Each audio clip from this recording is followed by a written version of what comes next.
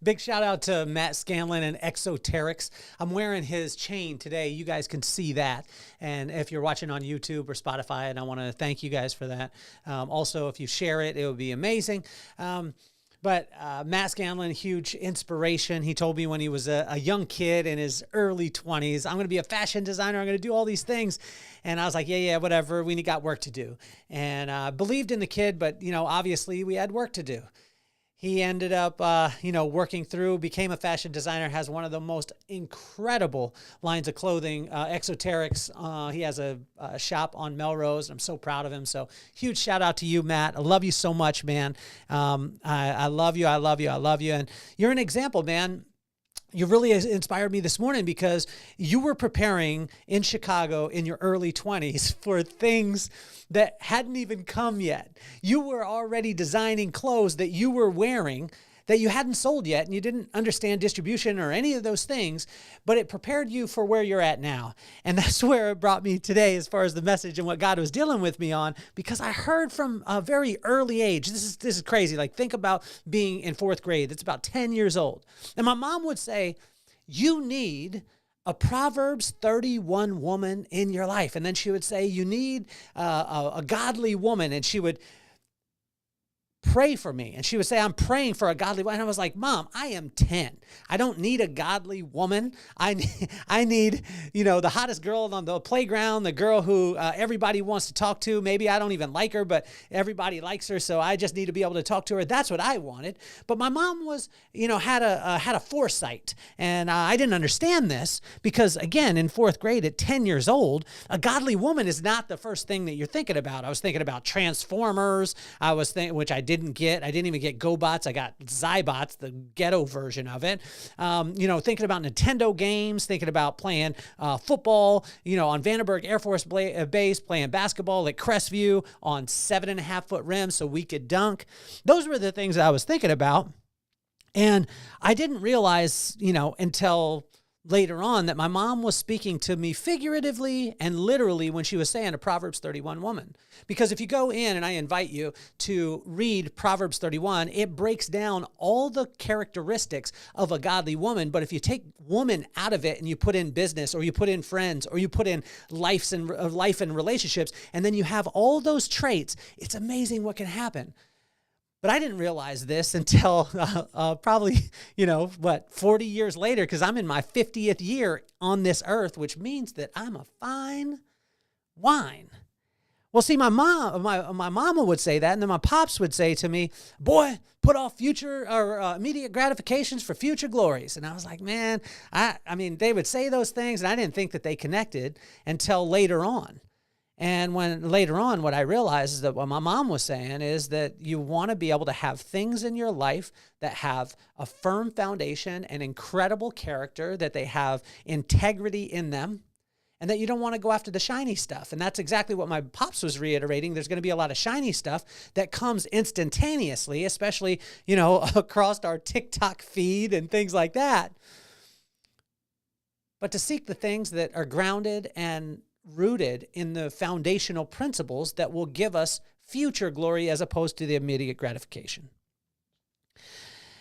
You see, as I sat down today and I read Proverbs 7, it was like my mom and pops, they always said, and they encouraged me to get prepared for the inevitable trials that we are unaware of. And this is probably one of the hardest things to do. And I go back to Matt Scanlon with Exoterics. Matt Scanlon was getting prepared in his early 20s for what he was going to do when he was in his 40s. He was putting off immediate gratifications for future glories. And that's why I'm so excited to share Proverbs 7 with you and the principles that are there. I want to thank my mom and my dad for putting up with me and giving me wisdom that I didn't listen to till almost 40 years later. But Mama and Pop, I hear it now. So why don't we get this party started?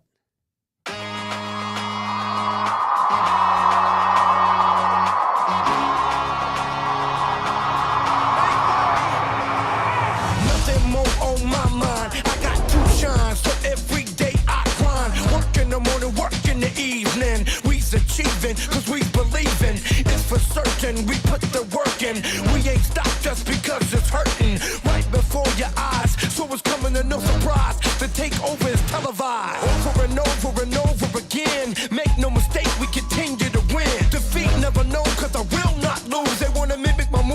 can't walk in my shoes.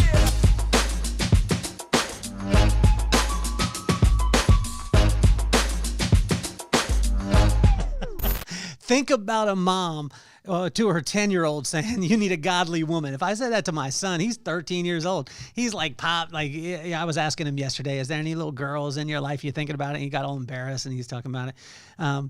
But it generally is not a conversation that you want to have at 10 years old. Although it's amazing because now I have a Proverbs 31 woman in my life in Brooklyn.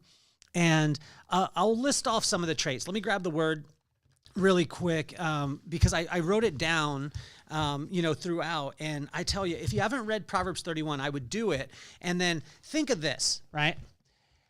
Confidence, value, hard work, perseverance, intelligence, ingenuity, wisdom, prudence, honor, and beauty.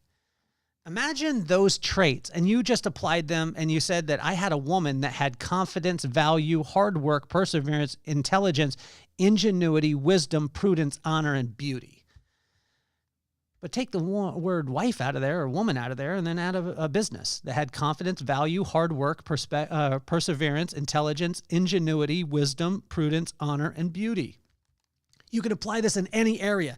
And see, what my mom was telling me was, boy, you better get prepared for the trials that you don't see that are coming, because there's going to be a lot of shiny things out there. There's going to be a lot of silliness that is going to entice you. And that silliness is going to be shiny. It's going to be temporal. It's going to be, oh man, it's going to be smooth. It's going to have great words. It's going to be dressed nice. It's going to tell you nice things. It's going to tell you what you want to hear until you get to a point where you start to say, oh, wow, a little bit would be good. And then it's going to be revealed as lies. And that's the craziest thing. And it's amazing because one of the things that I've learned in business was we used to talk about it as a dimmer switch, right? And cultures deal with this all the time. Cultures in business deal with this all the time because change is never overnight, or, upheaval in your culture, in your organization is never overnight. It's like a dimmer switch.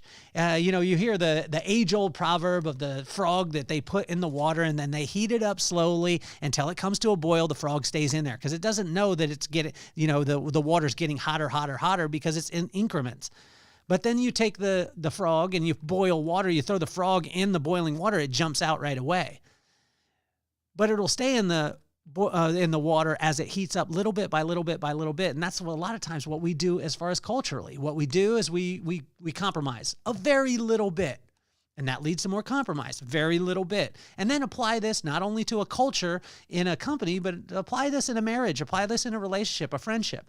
It's little bit by little bit by little bit. It's that dimmer switch. And that's one of the things that Proverbs 7 talks about today is becoming aware of the dimmer switch. And the way to be able to see the dimmer switch from a mile away is to fill ourselves up with wisdom. And what is wisdom? I heard this word all the time as a kid. My mom would say, seek wisdom, seek wisdom, seek wisdom. And she'd be like, Solomon got the opportunity to be able to ask for anything at all. You know what he asked for, Kelly? He asked for wisdom. And I was thinking, that guy was stupid. I would have asked for Super Mario Brothers. I would have asked for, the glove from Nintendo, the NES glove. I don't even know what this thing was, but it had a controller on it. It was cool. I would have asked for the big controller so I could have played track and field better because it just had the turbo button as opposed to having to run the pencil over and over the top to be able to win. I would have asked for so many things. I would have asked for Kit from Knight Rider. That would have been my car at 16 years old, or maybe Magnum PI's Ferrari. That could have been a thing too. I would have asked that I got to hang out with De La Soul all the time, go to all the Tribe Called Quest concerts before Phife Dawg passed away. All these things I would have asked for, but this guy who's the richest guy in the world, he just asked for wisdom? That is silly. And that's what I used to think with my mom. But see, here we go. What I learned was wisdom is the right use of knowledge. And if we have the right use of knowledge, wisdom will get you every single thing that you desire.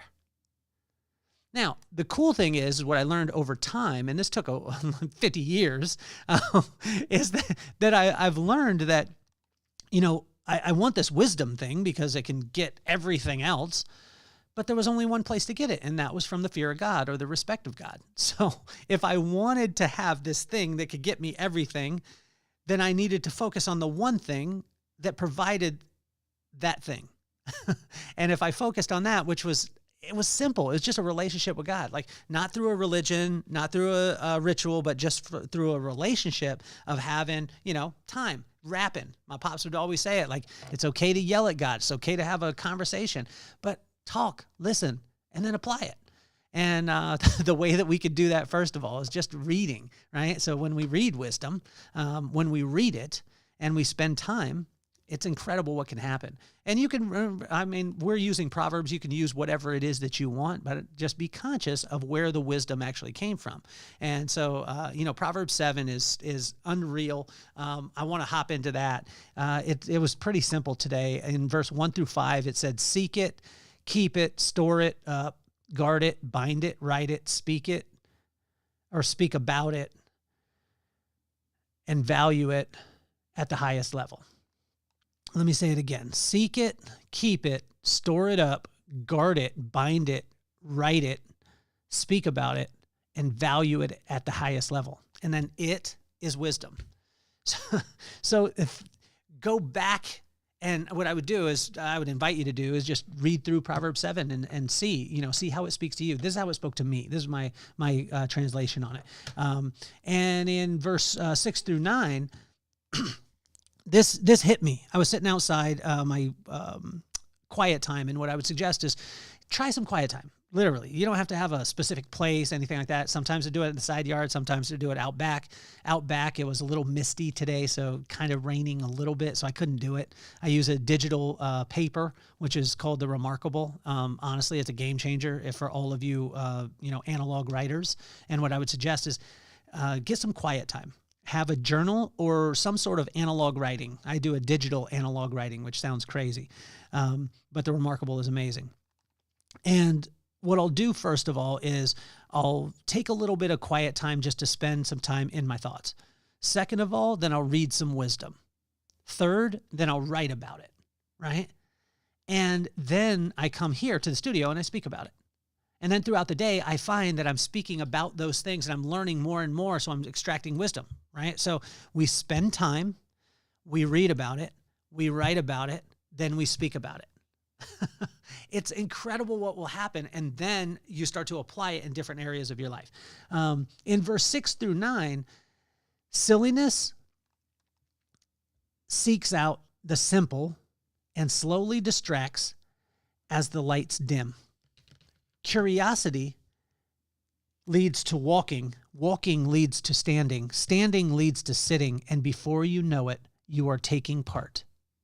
This was something that came to me years and years ago because I was teaching a class, and what I told the people is most of the time challenges come into our relationships or our situations, our companies, our organizations, our cultures. They come in not in a like, hey, I'm going to blow this place up. Hey, I'm going to blow up your marriage. Hey, I'm going to blow up this company. No. They just say they have something enticing in the window and they want you to walk by. So you gaze at it a little bit, and the more and more you walk by, the more and more you say, oh, wow, that's kind of helps me to be a little curious about it. And the more and more that happens, then what happens when you walk by it long enough, then you stand and you stare and you gaze into it and you start to think like, okay, what could happen if I possess that thing? Well, that standing causes you to sit. And once you sit, then you start to go over the scenarios of what it would look like. And now you start to put it in motion. And once you sit in that place for long enough, that's when most of the time we'll take part in what it is that we're seeing. And what God is saying to us is before you even think about walking near something, let's go back to verse 1 through 5. Seek it. What is it? Wisdom. Keep it. Store it up. Guard it. Bind it. Write it. Speak it.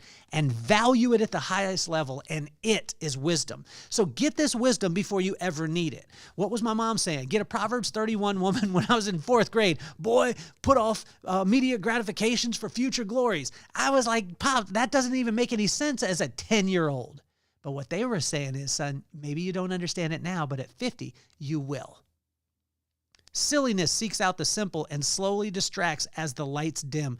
Curiosity leads to walking. Walking leads to standing. Standing leads to sitting. And before you know it, you're taking part in it.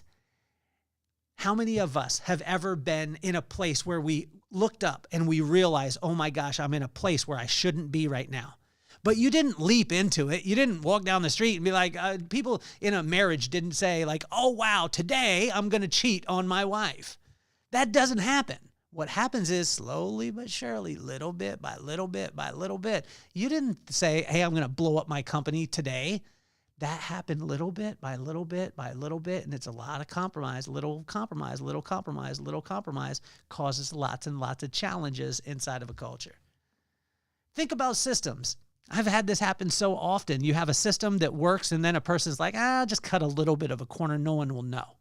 And then before you know it, someone else cuts a corner. Before you know it, someone else cuts a corner. And then you end up in a place where you don't even recognize what was happening, and it becomes so inefficient, but it didn't happen overnight. It's the dimmer switch.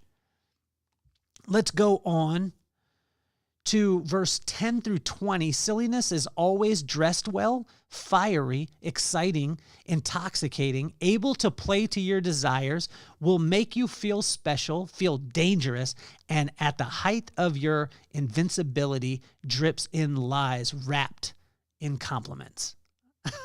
Ooh, I get chills when I say that one, right? Because it's crazy, right? Silliness is always dressed well.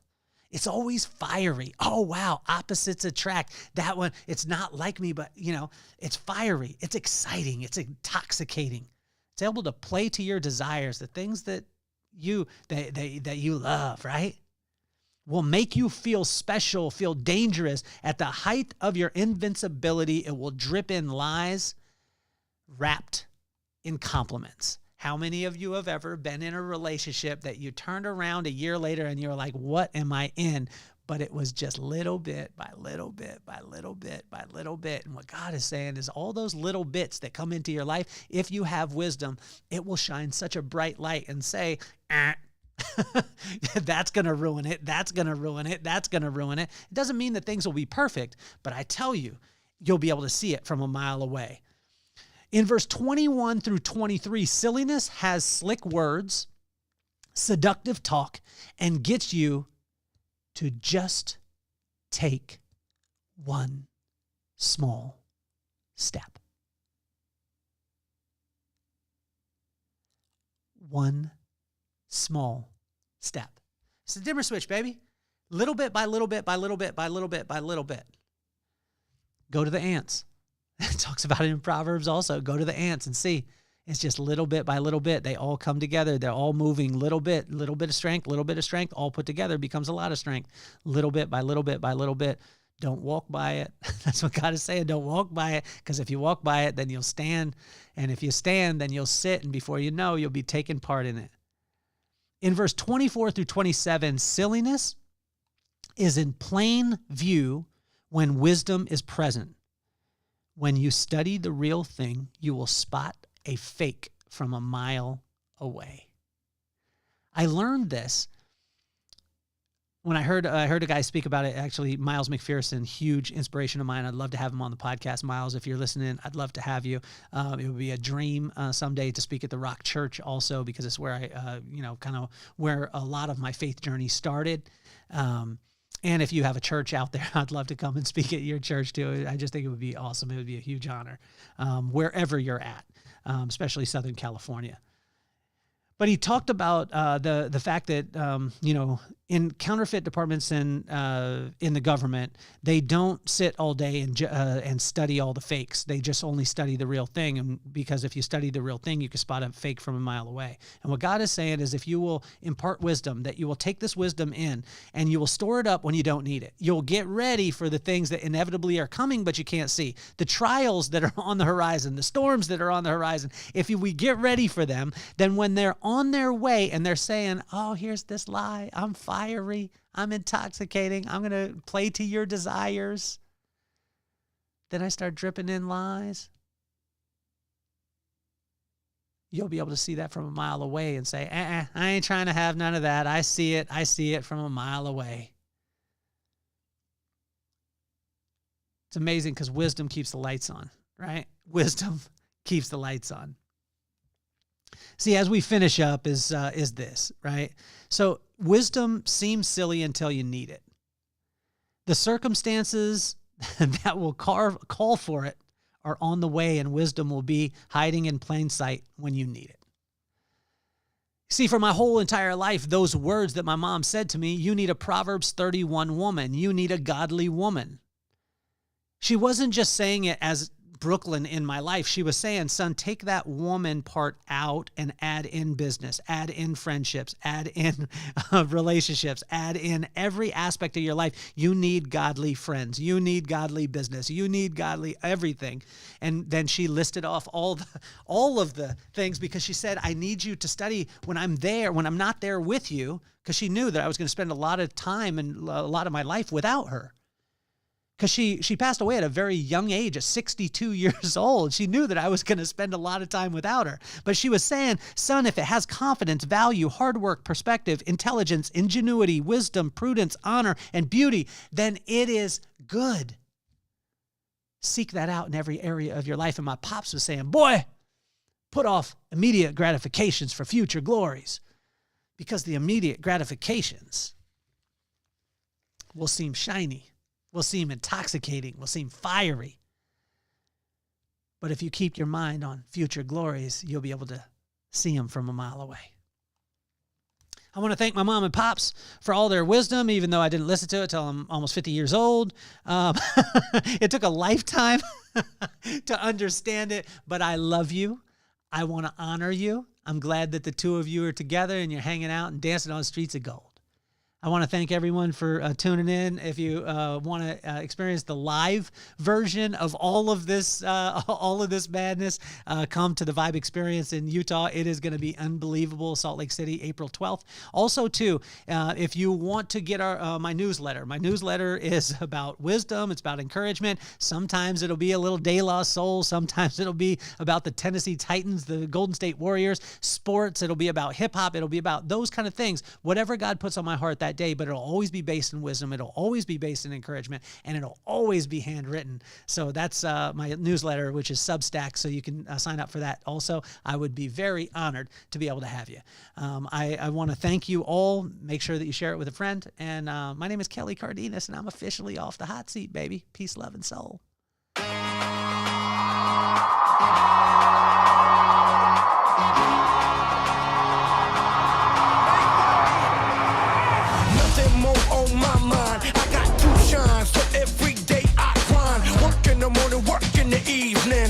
Achieving, cause we believing, it's for certain, we put the work in, we ain't stopped just because it's hurting, right before your eyes, so it's coming to no surprise, the takeover is televised.